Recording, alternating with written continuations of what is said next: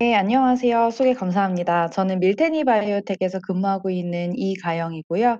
오늘 소개해 주신 것처럼 드럭 디스커버리 영역에서 플로우 사이토메트리를 어떻게 활용하실 수 있을지 그 방법에 대해서 좀 소개를 드리고자 합니다. 발표 순서는 보시는 것과 같이 진행이 될 거고요.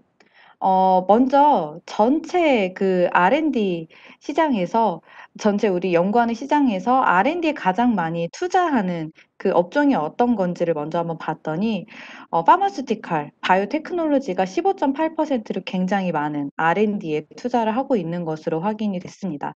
그리고 월드와이드 전 세계적으로 파마스티컬 R&D에 그 투자하는 그 비용은 매년 증가하고 있어서 2017년도에는 150 빌리언 정도 됐던 2016년도에는 150 빌리언 정도 됐던 게 2021년도에는 내년도에는 약 180 빌리언 정도로 굉장히 많이 늘어날 것으로 생각을 하고 있습니다. 우리가 약물이라고 하면 어 크게 스몰 몰레큘이랑 바이오로직스 두 개로 나눠서 생각을 해볼 수가 있는데요. 스몰 몰레큘은 화학적으로 합성된 의약품을 이야기를 합니다. 그래서 우리 타이레놀처럼 이렇게 아플 때 합성으로 만들어진 약품을 이제 먹어서 치료할 수 있는 것들을 스몰 몰레큘 약물이라고 하고요. 바이오로직스는 최근에 이제 많이 좀 대두가 되어 있는 그 항체 치료제가 포함이 됩니다. 그래서 세라피틱 프로테인이나 모노클로널 안티바디 혹은 뭐 펩타이드, 퓨전 프로테인 이런 것들이 포함이 되고요. 최근에는 이제 암을 치료를 할 때 암을 치료할 수 있는 이뮨 체크포인트 이니비터라든지 아니면 모노클로널 안티바디들 이런 것들이 바이올로직스에 포함이 됩니다. 전체 드럭 디스커버리 시장에서 이제 스몰 몰레큘로 만들어진 약물이 아무래도 높은 비중을 차지를 하고 있어요. 바이올로직스 드럭은 상대적으로 스몰 몰레큘보다는 작은 비중을 차지하고 있는 반면에 얼마나 가파르게 성장을 하고 있는가를 비교를 해보면 스몰 몰레큘보다는 이제 바이올로직스 약물들이 더 빠르게 발전을 하고 있다고 보여지고 있습니다. 그래서 최근에 개발이 되고 있는 약물을 보면은 이제 스몰 몰레큘이 당연히 비중은 더 많이 마켓에 그 차지하는 비중은 더 높지만 이제 개발되고 있는 파이프라인은 바이올로직스 약물들이 조금 많이 올라간 것으로 보이고 있습니다. 드럭 디스커버리 프로세스는 보시는 것처럼 타겟 아이덴티피케이션, 타겟 밸리데이션, 힛 아이덴티피케이션, 힛 투 리드, 리드 옵티마이제이션, 프리클리니컬 디벨롭먼트 이 순서로 진행이 되게 되는데요. 이 전반적인 순서를 간단하게 한번 말씀을 드리면 먼저 이제 내가 약물을 개발을 하기 전에 우리가 알고 있는 프로테인, 예를 들어서 이제 GPCR이라든지 카이네이즈 가 이제 내가 치료하고자 하는 질병에 어떻게 기능을 하는지, 어떤 역할을 하고 있는지 먼저 찾아서 확인을 해야겠죠. 그렇게 확인을 한 다음에는 그 약물에 좀 그 약물의 효능이 있을 만한 그 질환의 효능이 있을 만한 약물을 개발을 하게 됩니다. 그래서 예를 들어서 스몰 몰리큘 이제 케미컬 드럭 같은 경우에는 항암제 쪽이 가장 많은 비중으로 좀 연구가 되고 있는데요. 그중에서도 높은 비중으로 연구가 되고 있는 게 카이네이즈 이니비터입니다. 그래서 내가 A라는 암을 치료를 하는 치료약을 개발을 하는데 그 암을 하는 데는 또 A라는 카이네이즈가 가장 중요한 역할을 한다 하는 경우에는 그 카이네이즈의 작용을 이니비션할 수 있는 A 카이네이즈 이니비터를 이제 개발을 하게 되는 거죠. 이런 식으로 스몰 몰레큘로 이루어진 약물을 우리가 그냥 컴파운드 이렇게 부르고 있고요. 그다음에 또 반면에는 제가 앞서 말씀드린 것처럼 이제 항암제를 개발을 하는데 이제 항암제를 개발을 하는데 암세포를 뭔가 빨리 죽일 수 있는 그런 모노클로널 안티바디를 개발을 한다든지 아니면은 암이 면역 세포로부터 뭔가 면역 작용을 회피하는 것들을 막아줄 수 있는 이뮨 체크포인트들을 이제 안티바디를 사용을 해서 개발을 할 수가 있습니다. 이렇게 내가 생각하고자 하는 치료하고자 하는 그 질병에 작용할 수 있는 스몰 몰레큘이나 바이올로직스 약물을 개발을 하고요. 이렇게 개발이 되고 우리가 그 찾아진 약물에 대해서는 이 약물이 어떻게 작용을 하는지 메커니즘 오브 액션을 당연히 그다음엔 연구를 하게 되고요. 실제 생체에 들어갔을 때 독성이 있는지 이뮤노제네시티는 있는지는 확인을 하게 됩니다. 그래서 타겟 아이덴티피케이션이랑 타겟 밸리데이션은 대부분 다 이제 세포를 사용하지 않는 방식으로 진행이 되게 돼요. 근데 이제 힛 아이덴티피케이션부터 프리클리니컬 디벨롭먼트까지는 이제 세포를 이용한 그 셀 베이스드 어세이를 진행을 하게 됩니다. 바이오케미컬 어세이는 간단하게 말씀을 드리면 카이네이즈가 그 포스포릴레이션 하는 그런 역할을 하잖아요. 내가 개발한 A라는 카이네이즈 이니비터가 포스포릴레이션을 막을 수 있는지, 약물을 쳤을 때 정말 포스포릴레이션이 이니비션 되는지를 정말 프로테인 레벨에서 보는 것들을 이야기를 하고요. 셀 베이스드 어세이는 이제 세포를 사용을 해가지고 정말 그 시그널 패스웨이가 액티베이션 되는지, 블락 되는지, 아니면 셀 바이어빌리티에 영향을 주는지 이런 것들을 확인하는 어세이 방법입니다. 플로우 사이토메트리는 드럭 디스커버리 영역에서 엔드포인트 메저먼트에 사용이 돼요. 그래서 내가 만약에 면역 세포의 어떤 활성화를 조절할 수 있는 약물을 개발을 한다 하는 경우에는 먼저 면역 세포들을 분리를 하겠죠. 분리를 한 다음에 여기에다가 약물을 처리를 해서 정말 면역 세포들이 활성화가 되는지를 이제 플로우 사이토메트리를 통해서 측정을 할 수가 있습니다. 그렇지 않은 경우에는 이제 벌크셀이라고 표시가 되어 있는데 이제 PBMC 같은 경우에는 굉장히 다양한 면역 세포들이 섞여 있잖아요. 이렇게 세퍼레이션 되지 않은 PBMC에서 약물을 처리를 했을 때 이뮨셀들의 컴포지션이 어떻게 달라지는지도 볼 수가 있고요.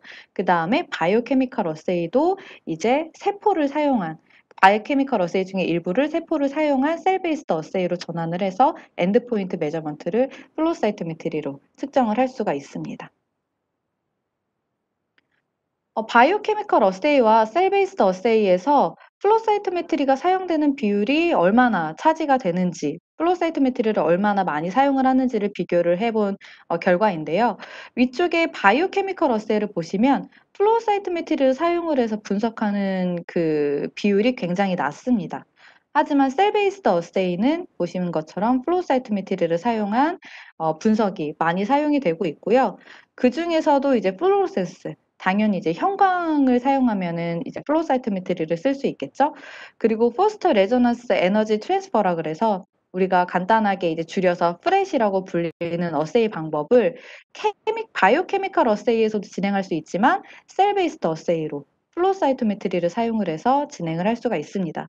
그래서 따라서 이제 바이오케미컬 어세이에서 플로우 사이토메트리는 활용도는 많이 낮겠지만 세포를 사용한 분석 방법에서는 플로우 사이토메트리의 활용도가 굉장히 좀 높을 것으로 생각이 되고 있습니다. 우리가 드럭 디스커버리를 생각을 하면은 사용하는 그 어세이 사용하는 장비는 크게 스펙트로플로메트리나 마이크로스코피를 일반적으로 많이 생각을 하세요. 그렇기는 하지만 이제 전체적인 셀 파퓰레이션을 우리가 읽어서 분석을 한다든지 아니면 서브 파퓰레이션을 나눠서 분석을 한다든지 그다음에 이제 데드 셀이나 데브리스 같은 경우에 내가 분석하지 그 분석이 필요하지 않는 그런 불필요한 세포들이기 때문에 정말 라이브 셀에서만 우리가 그 결과를 분석한다든지 할 때나 혹은 아니면 멀티플렉싱 어세이를 진행을 할 때 전반적인 분석의 활용도를 생각하면 스펙트로플로메트리나 마이크로스코피가 가지고 있는 분석의 한계를 플로우 사이토메트리에서 다 이제 커버가 가능할 것 같습니다. 혹시 플로우 사이토메트리에 대해서 조금 익숙하지 않으신 분도 계실 것 같아서 이제 플로우 사이토메트리가 어떤 건지 좀 간단하게 소개를 드리면 플로우는 말 그대로 이제 흘러가는 것을 의미를 하고요. 사이토는 세포, 메트리는 메저먼트. 그래가지고 흘러가는 용액 안에 있는 세포를 분석하는 측정하는 장비입니다. 그래서 플로우 사이토메트리를 우리가 한글로 번역해서 얘기하면 유세포 분석기라고 이야기하고 있습니다. 플로우 사이토메트리는 기본적으로 레이저를 사용을 하게 돼요.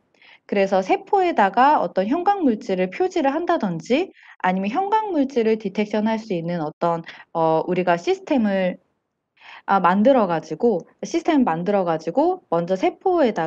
먼저 그 용액을 흘러가는 세포에다가 레이저를 이렇게 쏴주게 되면 세포에서 형광 표지 물질이 이제 발광을 하면서 발광이 된 형광빛을 장비가 인식을 해서 디텍터에서 디텍션이 되고 분석이 되게 됩니다.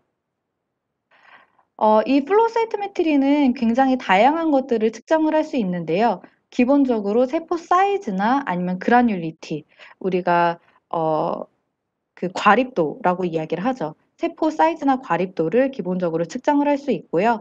그다음에 앱솔루트 셀 카운팅도 가능합니다. 그다음에 세포에다가 형광 항체를 이용을 해서 표지를 하기 때문에 셀 마커나 피노타입 분석 당연히 가능하고요. 셀 바이어빌리티, 톡서시티, 그다음에 최근에 연구가 많이 되고 있는 엑소존까지, 예, 사용 굉장히 다양한 광범위한 분야에서 사용하실 수가 있습니다. 이렇게 플로우 사이토메트를 측정을 하면은 보시는 것과 같은 이제 화면이 측정이 될 텐데요. 화면에서 보이는 점 하나하나가 다 이제 세포입니다. 그래서 내가 이때 측정한 세포들이 뭐 T셀인지 아니면 NKT인지 모노사이트인지 B셀인지 이런 것들을 확인을 하실 수가 있고요. 그다음에 죽은 셀에 염색할 수 있는 시약을 사용하시면 이제 셀 바이어빌리티나 혹은 데드셀이 어느 정도 되는지, 약물을 처리를 했을 때 셀들이 많이 죽는지 혹은 살아있는지 이런 것들도 측정하실 수가 있습니다. 그다음에는 셀 프롤리퍼레이션, 셀 마커뿐만 아니라 프롤리퍼레이션까지 확인하실 수 있는데요. 셀 프롤리퍼레이션은 CFS라는 방법을 요즘에 많이 사용을 하세요. 이거는 기본적으로 세포에다가 염색약을 먹인 다음에 이 먹인 염색약이 얼마나 다일루션 되는지에 따라서 세포가 얼마나 디비전이 되어 있는지를 확인하는 방법입니다.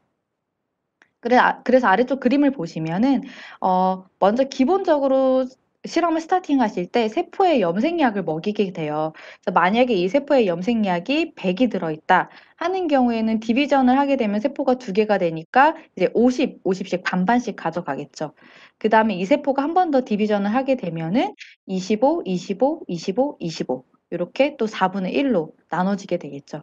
그래서 내가 처음에 염색한 이 염색 다이에 비해서 얼마나 많이 다일루션 되는지에 따라서 셀이 몇 번 디비전을 했는지를 측정하는 방법으로 또 플로우 사이토메트리를 확인할 수 있고요. 그다음에는 이제 에이팝토시스 혹은 셀 데스인데요. 이제 에이팝토시스는 아넥신 5라는 물질로 스테이닝을 하실 수가 있고, 데드셀은 PI나 7AAD라는 물질로 염색해서 보실 수가 있습니다. 그래서 내가 약물을 처리를 했을 때 이 세포들이 죽어가고 있는지, 에이팝토시스가 일어나고 있는지, 혹은 완전히 다 죽어 있는지, 아니면은 완전히 건강하게 살아 있는지를 아넥신 5랑 PI를 스테이닝을 해서 또 보실 수가 있으세요. 그래서 말씀드린 것처럼 이제 플로우 사이토메트리를 활용을 하면은 이제 세포 표지 단백질이라든지 아니면은 여러 가지 셀 컴포지션 아니면은 셀 프롤리퍼레이션, 셀 데스, 에이팝토시스, 바이어빌리티 이런 것들을 측정을 하실 수가 있습니다. 드럭 디벨롭먼트는 굉장히 오래 걸리는 프로세스예요. 처음에 타겟 아이덴티피케이션 하는 데부터 이제 프리클리니컬 디벨롭먼트 하는 데까지 전체 한 3년에서 6년의 굉장히 긴 시간이 소요가 되고요. 그다음에 클리니컬 디벨롭먼트, 이제 클리니컬로 들어간다 하더라도 이제 독성이나 아니면은 효능이 좀 나타나지 않아서 그중에 3분의 1은 페일이 되게 됩니다. 그리고 이렇게 시간이 오래 걸리는 것뿐만 아니라 굉장히 비용도 많이 들어가요. 그래서 약물 하나를 개발하는 데 있어서 한 9밀리언 달러, US 달러가 US 달러가 이제 소모가 되고, 한화로 하면은 약 100억 원 정도. 드럭을 하나 개발하는데 이제 100억 원 정도의 굉장히 고가의 비용과 좀 많이 긴 시간이 소요가 되게 됩니다. 드럭 디벨롭먼트와 디스커버리 프로세스에서 플로우 사이토메트리는 굉장히 다양한 영역에서 사용이 될 수 있을 것 같습니다. 그중에서 아무래도 타겟 밸리데이션부터 프리클리니컬 디벨롭먼트에 거쳐서 사용이 가능할 것 같고요. 제가 모든 것을 다 소개해 드리기에는 시간이 조금 부족한 것 같아서 이제 전체 프로세스 중에서 플로우 사이토메트리가 많이 활용이 될 수 있는 부분만 몇 가지 선별하여서 예시로 설명을 드리도록 하겠습니다. 먼저 바이오마커 디스커버리입니다. 이제 바이오마커 중에 가장 대표적인 예가 이제 허투일 텐데요. 허투는 이제 튜머셀에서 발현되는 이제 바이오마커로 여기 허투에 EGF가 바인딩을 하게 되면은 튜머셀이 자라게 됩니다. 그래서 이 허투를 허투에 EGF가 바인딩 해 가지고 튜머셀이 자라는 거를 막아주는 그런 약물을 이제 EGF에 바인딩하는 것들을 사용할 수가 있고 그게 이제 아마 약물 쪽 하시는 분들은 굉장히 친숙하실 거예요. 이제 허셉틴이라는 그런 치료제가 바로 이런 역할을 하는 치료제입니다. 그래서 말씀드린 것처럼 이제 캔서셀 튜머셀에 이제 내가 개발한 약물을 처리를 했을 때 이 튜머셀들이 자라는지 잘 자라지 못하는지 혹은 자라지 못하고 죽어가는지 이런 것들을 활용을 할 수가 있고요. 그다음에 바이오마커는 요즘에 프리시즌 메디슨이라 그래서 정밀 의료 혹은 개인 맞춤형 의료라고 이야기를 하는데 그런 쪽에도 활용을 하실 수가 있으세요. 예전에는 약물을 개발을 하면은 일단 환자들에게 약물을 그냥 다 투여를 했죠. 근데 이제 정밀 의료 쪽으로 오면서 우리가 환자 맞춤형 치료에 대해서 이제 생각을 하다 보니 이제 어떤 환자는 A라는 약물이 더 잘 들 수도 있지만 어떤 환자는 B라는 약물이 더 잘 들 수도 있고 또 환자마다 약물이 잘 워킹하는 도즈가 또 다를 수 있죠. 그래서 각 환자에 대해서 드럭 A가 맞는 환자인지 B가 맞는 환자인지 환자의 암세포를 채취를 해서 약물을 처리한 다음에 셀 프롤리퍼레이션이나 아니면은 셀 데스, 에이팝토시스를 볼 수가 있고요. 그다음에 동일한 약물이라도 환자마다 이제 맞는 도즈가 각각 다를 거기 때문에 사전에 미리 한번 도즈 매트리를 한번 해볼 수도 있습니다. 그래서 이런 바이오마커를 디스커버리 하는 데서 플로우 사이토메트리를 사용하실 수가 있고요. 그다음에는 타겟 베이스드 하이스루프 스크리닝에 사용을 할 수가 있습니다. 타겟 베이스드 스크리닝은 아까 제가 조금 전에 말씀드린 이제 프렛 반응을 이용을 해서 주로 대부분 스크리닝을 하게 되는데요. 타겟에 내가 원하는 타겟에 내가 원하는 약물이 바인딩을 했었을 때 이 타겟에 내가 달아 놓았던 어떤 그 형광 표지 물질의 에너지가 약물로 넘어가면서 약물이 가지고 있는 형광이 발광을 하게 돼요. 예. 그래서 말씀드린 것처럼 포스터 레조넌스 에너지 트랜스퍼를 이제 프레치라고 이야기를 하고요. 우리가 지금 타겟으로 하는 것을 도너, 그다음에 약물을 억셉터라고 생각을 하면은 이제 도너에 억셉터가 바인딩을 하게 되면 도너에서 가지고 있는 형광 에너지를 억셉터로 전달을 해서 억셉터가 가지고 있는 형광을 발광을 하게 됩니다. 그래서 결과적으로 도너에서 가지고 있는 형광이 발광이 되는지 억셉터에서 가지고 있는 형광이 발광이 되는지의 비율을 가지고 이 약물이 내가 원하는 타겟에 바인딩이 됐는지 혹은 되지 않았는지 네. 내가 원하는 드럭이 내 타겟에 바인딩을 했는지 하지 않았는지를 측정하는 방법이 이제 프렛 방법이고요. 프렛 반응을 이제 세포 그 셀 베이스드 어세이에서 활용할 수 있는 부분에 대해서 한번 예시를 들어 드리자면 이제 체크포인트 이니비터일 것 같아요. 이제 체크포인트 이니비터는 앞서 말씀드린 것처럼 캔서 셀이 면역 세포로부터 면역 작용을 이제 회피할 수 있는 그런 것들을 그런 작용을 이야기를 하고요. 튜머 셀에서 발현되는 PDL1이 그 T셀에서 면역세포에서 발현되는 PD-1과 바인딩을 하면서 원래는 T셀이 튜머셀을 공격을 해야 되는데 튜머셀의 PDL1과 PD-1이 바인딩하면서 면역세포가 튜머셀을 공격하지 못하게 됩니다. 않게 됩니다. 이런 것들을 저희가 이뮨 체크 포인트라고 이야기를 하고요. 이 이뮨 체크 포인트를 블락해 주려면은 각각 이제 PD-1과 PDL1의 바인딩 할 수 있는 약물을 개발해서 얘네 두 개가 같이 바인딩 해 가지고 그 면역 회피 작용이 있는 것을 억제를 해 줘야겠죠. 이런 경우에도 내가 원하는 약물이 내가 개발한 약물이 PD-1이나 PDL1에 바인딩을 해서 면역 작용을 일으킬 수 있는 캔서셀을 다시 공격할 수 있는지 확인을 할때 물론 당연히 펑셔널 어세이는 진행을 해야 되겠지만 펑셔널 어세이를 진행을 하기 전에 정말 내가 개발한 드럭이 타겟에 가서 바인딩하는지를 프렛을 이용을 해서 분석을 하실 수가 있습니다. 그다음에는 칼슘인데요. 이제 GPCR 같은 경우에는 이제 칼슘이 세컨 메신저로 또 작용을 하겠죠. 그다음에 또 아이온 채널과 관련된 그런 약물들은 칼슘을 또 인플럭스 하는 약물도 아마 그 인플럭스 하게 되는 약물도 있을 거예요. 그래서 내가 개발하는 약물이 정말 잘 워킹을 하는지를 세컨 메신저로 확인하는 방법입니다. 그래서 약물이 정말 잘 워킹을 해서 GPCR, 예를 들어서 GPCR에 잘 바인딩해서 시그널 패스웨이가 제대로 작동이 된다면 세포 안에 칼슘이 이제 축적이 되겠죠. 이럴 경우에 칼슘 인디케이터를 저희가 형광 표지를 달아서 이렇게 칼슘이 그 세포 내에서 증가되고 있는 것을 칼슘 인디케이터가 요것을 캡처를 해가지고 형광을 발광을 하게 되면은 칼슘이 늘어나게 되면 그만큼 세포 안에 형광의 그 강도, 인텐서티가 강해지겠죠. 이런 걸 가지고 이제 내가 지금 개발한 약물이 제대로 워킹하는지 안 하는지를 세포 안에 세포를 가지고 형광을 가지고 분석을 하실 수가 있습니다. 그 다음에는 MOA 프로파일링입니다. MOA는 메커니즘 오브 액션이에요. 그래서 이 약물이 작용을 하는데 어떤 메커니즘으로 작용을 하는지를 분석하는 건데요. 일단 한 5개에서 10개의 캔디데이트를 가지고 진행이 될 거고요. 이 캔디데이트 중에서 내가 약물을 치료용으로 썼을 때 도즈를 적게 했을 때 더 효과가 좋은지, 도즈를 더 많게 했을 때, 높게 했을 때 효과가 좋은지를 측정을 할 수 있을 거고요. 그 다음에 이 캔디데이트를 한 개만 활용을 했을 때 약물 치료 효과가 높은지, 혹은 다른 약물이랑 컨비네이션을 했을 때 효과가 높은지, 혹은 내가 가지고 있는 캔디데이트의 일부 부분을 이제 모디피케이션 했을 때 더 효과가 좋을지, 이런 것들을 측정을 할 수 있습니다. 이런 것들을 플로우 사이토메트리를 통해서 확인을 할 수가 있을 것 같습니다. 말씀드린 대로 이제 드럭 디스커버리 영역에서 가장 활발하게 연구가 이루어져 있는 부분이 아무래도 항암제 치료 쪽이에요.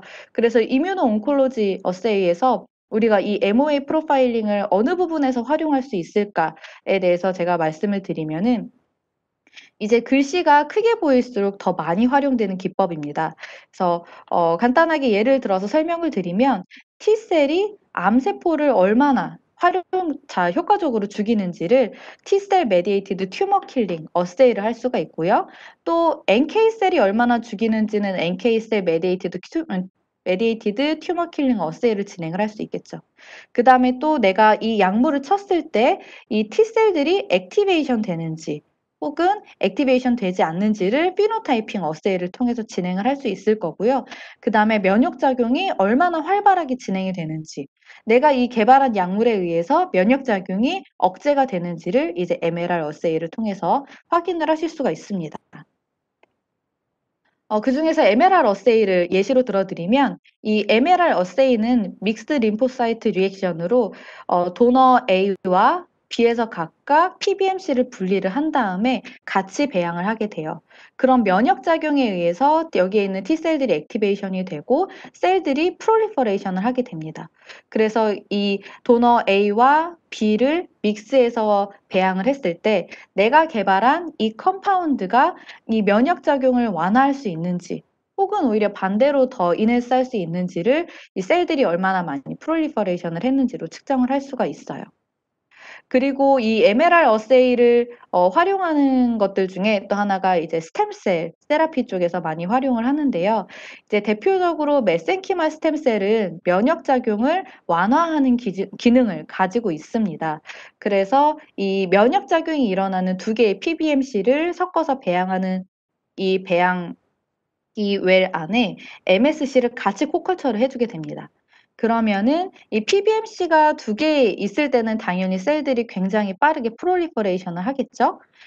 그 반면에 이제 그 MSC를 같이 코컬처를 해줬을 때 스티뮬레이션 된 T셀들이 얼마나 이제 프롤리퍼레이션이 감소가 되는지 이런 것들을 볼 수가 있고요.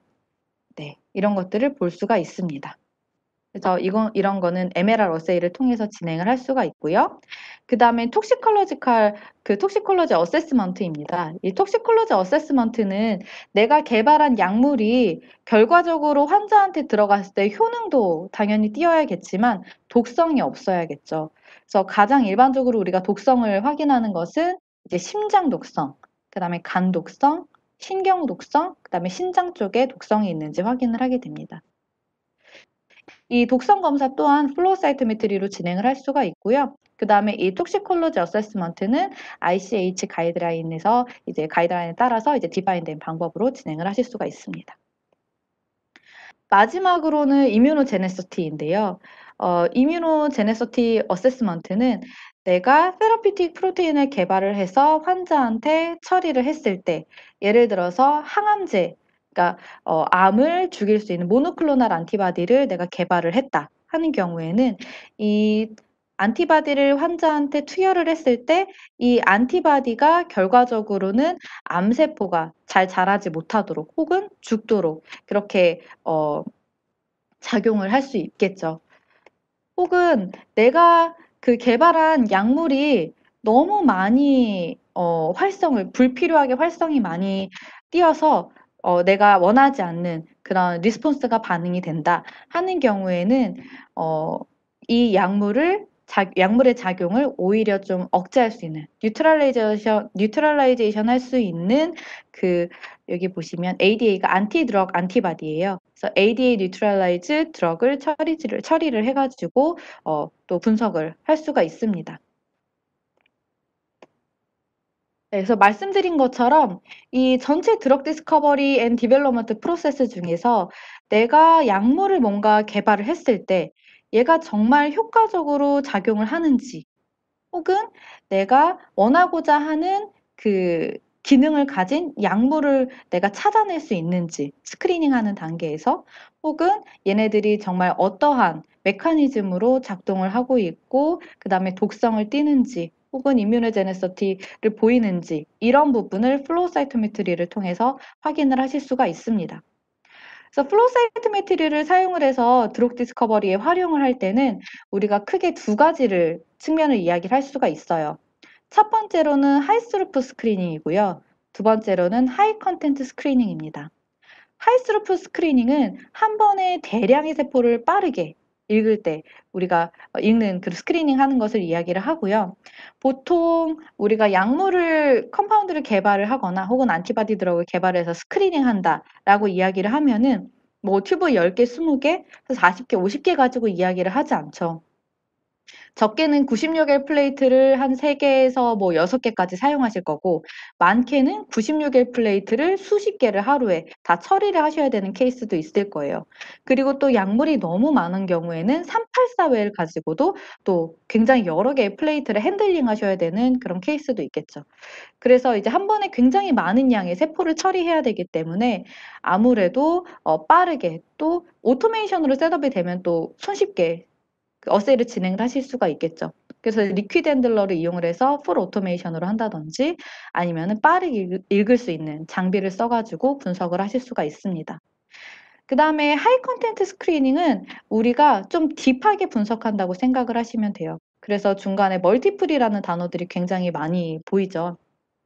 그래서 한 번에 굉장히 다양한 뭐 안티바디라든지 아니면 다양한 파라미터를 가지고 분석을 한다든지 내가 원하는 특정 세포만 스페시픽하게 죽인다든지 서파퓰레이션이 어떻게 변한다거나 혹은 이뮤셀 컴포지션이 어떻게 변한다거나 이게 몰폴로지컬 인포메이션이라고 되어 있는데 우리가 현미경으로 세포를 관찰하는 것처럼 그렇게 완벽하게 몰폴로지가 어떤 모양으로 변했는지는 확인할 수는 없지만 그래도 세포 사이즈가 작아지거나 혹은 커졌다든지 그라뉼리티가 더 적었는데 많아졌다든지 하는 부분은 세포 사이즈나 그라뉼리티는 플로우 사이토메트리를 통해서 확인을 할 수 있습니다. 그래서 플로우 사이토메트리를 활용하시면 하이스루프 스크리닝뿐만 아니라 하이 컨텐트 스크리닝까지 모두 다 활용을 하실 수가 있습니다. 그래서 이 드럭 디스커버리에 맞는 저희 사에서 이제 출시가 되는 플로우 사이토메트리를 한번 소개를 드리려고 제가 슬라이드를 몇 장 준비를 했는데요. 이제 저희가 가지고 있는 플로우 사이토메트리 시리즈 중에서 맥스퀀트 X라는 장비가 이제 하이스루프 스크리닝에 최적화되어 있는 장비입니다. 이 하이스루프 스크리닝에 최적화되어 있는 장비이기 때문에 굉장히 빠르게 읽을 수 있고요. 그리고 아래쪽에 보시는 것처럼 리퀴드 핸들링 시스템에 연결을 해서 아예 샘플을 준비하고 읽어서 저장하는 것까지 다 오토메이션으로 진행을 하실 수가 있고요. 그다음에 왼쪽에 보시면은 이 주황색으로 표시되어 있는 게 저희 로보틱 리드람이라 그래서 여기에 리들이 들어 있어서 샘플을 업테이크를 하고 샘플을 업테이크를 하고 파이페팅하는 역할을 하게 됩니다. 그리고 이 로보틱 리드람 아래는 워싱 스테이션이라고 그래서 샘플을 하나 읽을 때마다 매번 워시를 하게 돼요. 그래서 저희가 캐리오버가 0.01% 미만으로 굉장히 낮습니다. 그래서 캐리오버가 낮다는 얘기는 결국에는 우리가 한 번에 한 수천 개의 샘플을 읽어야 되는데 이 수천 개의 샘플이 다 믹스업 돼 버리면은 결과 분석하는데 굉장히 정확도가 떨어지잖아요. 이 샘플이 섞이지 않고 정확하게 안정적으로 분석이 될 수 있다는 것을 의미를 합니다. 그래서 맥스퀀트 X는 96일 플레이트는 이제 한 플레이트 읽는데 한 15분 정도, 384웰은 60분으로 굉장히 빠르게 읽을 수가 있어요. 그래서 내가 오늘 만약에 96일 플레이트를 10장을 읽어야 된다 하는 경우에는 만약에 96일 플레이트를 뭐 1시간 동안 읽어야 되는 장비를 사용하실 경우에는 뭐 10시간의 시간이 소요가 되겠지만 이 굉장히 빠르게 읽을 수 있는 맥스퀀트 X 장비를 사용을 하시면 2시간 반 안에 그 10개, 96일 플레이트 10장을 모두 다 읽으실 수가 있고요. 그다음에 약물 개발을 하시는 거는 결국에는 다 환자 치료를 위한 약물을 개발하시게 되잖아요. 그래서 레귤레이션과 항상 다 연관이 되어 있을 텐데 저희가 이 맥스펀드 X 장비는 21 CFR 파트 11이 적용이 되어 있습니다. 그래서 누가 언제 장비를 켜고 어떤 작업을 했는지가 다 자동으로 레코딩이 되고 그다음에 그 레코딩이 된 내용은 유저가 임의적으로 그 수정을 할 수 없도록 되어 있습니다. 그다음에 플렉서빌리티는 저희가 그러니까 튜브를 한 번에 많이 또 샘플을 안 읽으실 때도 있잖아요.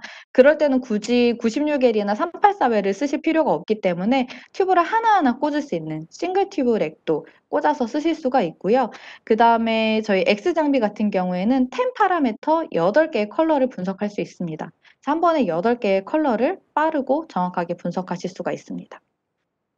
그래서 맥스퀀트 X 장비의 특징은 Accessibility, Express Speed, Expanded Flexibility and Automation 요 세 가지를 저희가 가장 가지고 있는 큰 강점이라고 생각을 하고 있고요.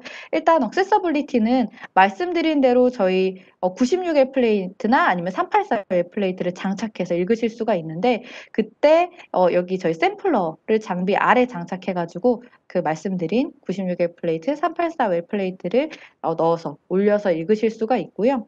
그다음에 이 샘플러는 쉐이킹할 수 있는 기능을 가지고 있습니다. 그래서 단순히 샘플을 올려놓고 이동해서 읽는 것뿐만 아니라 샘플을 섞어주는 기능까지 있고요.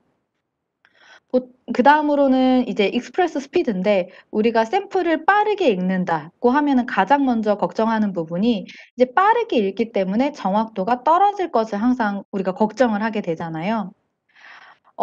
저희가 그래서 96일 플레이트나 384일 플레이트에 비드를 동량을 넣어 두고서는 이제 가장 빠른 모드로 그 96일 플레이트를 16분, 384일 플레이트를 58분에 거쳐서 읽은 다음에 첫 번째 웰부터 가장 마지막 웰까지 셀들이 안정적으로 읽히는지를 비교를 했습니다. 그래서 안정적으로 읽히는지는 저희는 일단은 이벤트 숫자로 확인을 했고요. 지금 그림으로 보시는 것처럼 96일 플레이트를 쓰시든 384일 플레이트를 쓰시든 첫 번째 읽으신 샘플이랑 가장 마지막에 읽으신 샘플의 셀 넘버가 이제 비슷하게 잘 읽히는 것으로 확인이 되고 그래서 CV 값은 5%, 6%로 굉장히 낮습니다. 그다음에 제가 샘플러가 있어서 쉐이킹 기능을 쓸 수 있다고 말씀을 드렸잖아요. 이 쉐이킹 기능은 설정을 하실 수가 있어요. 예를 들어서 내가 8번째 샘플을 읽을 때마다 쉐이킹을 한다든지 아니면은 10번째 샘플을 읽을 때마다 쉐이킹을 한다든지 이렇게 설정을 하셔서 기능을 설정을 하셔서 쉐이킹을 할 수가 있습니다. 그래서 매번 쉐이킹을 하고 샘플을 읽게 되면은 아무래도 그만큼 시간이 많이 걸릴 테고 그다음에 쉐이킹을 또 안 하고 읽게 되면은 섞어주지 않고 읽게 되면은 이제 샘플이 점점 가라앉아 가지고 정확도가 계속 떨어지겠죠. 그래서 요렇게 저희가 설정한 8번 매번 8번째 멜에서 그 오비탈 쉐이킹 기능을 이용해서 섞어줬을 때 안정적으로 마지막 멜까지 잘 읽히는 것으로 확인을 했고요.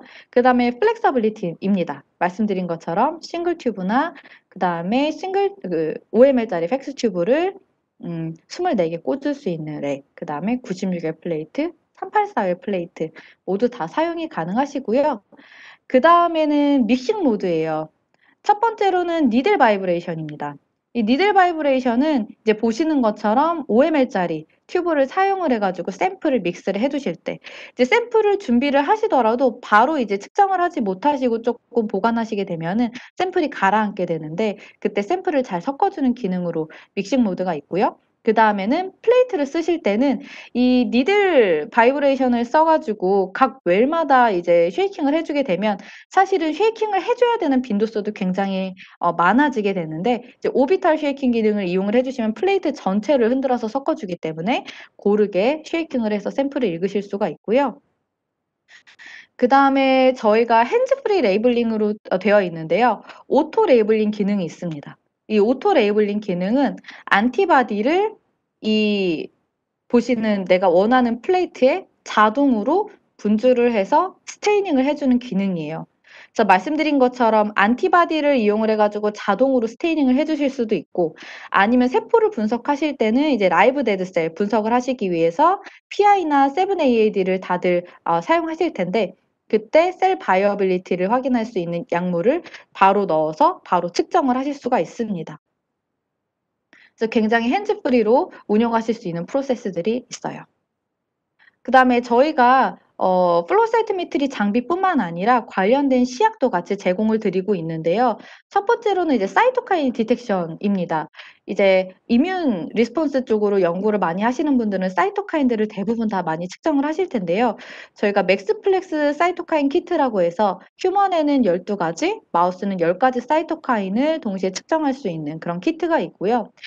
맥스콘드 장비랑 같이 사용을 하시면 보시는 것처럼 게이팅부터 그다음에 이 플레이트 안에 내가 업테이크한 시료 예를 들어서 메디아 수비라든지 아니면 플라즈마 실험 안에서 얼마나 많은 사이토카인들이 시크리션 되고 있는지 이런 것들을 정량적인 분석까지도 다 진행이 가능하고 장비와 시약을 동시에 사용을 하시면 이제 오토메이션으로 샘플을 읽은 다음에 보시는 것과 같이 분석까지 다 오토메이션으로 진행이 되게 됩니다.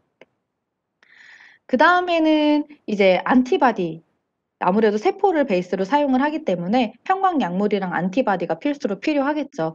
그래서 셀 서페이스 마커를 확인할 수 있는 여러 가지 피노타이핑 키트라든지 아니면은 포스포릴레이션을 보시는 어세이를 진행을 하실 때는 스페시픽 안티바디라든지 이렇게 스페시픽하게 사용하실 수 있는 안티바디들도 제공이 되고 있고요. 저희 안티바디는 레어피니티라 그래서 리컨비넌트 안티바디로 제공이 되고 있어요. 그래서 보통 안티바디를 셀에 스테이닝 하실 때는 FC 블라킹을 하시게 되는데 FC 블라킹을 하지 않고도 사용하실 수 있도록 그렇게 링커비너트 안티바디로 되어 있고요. 그다음에 마지막으로는 말씀드린 것처럼 셀 바이어빌리티를 측정할 수 있는 PI나 7AAD, 그다음에 셀 에이팝토시스를 보실 수 있는 아넥신 5 이렇게 셀 바이어빌리티를 측정할 수 있는 굉장히 다양한 시약들도 제공을 드리고 있습니다.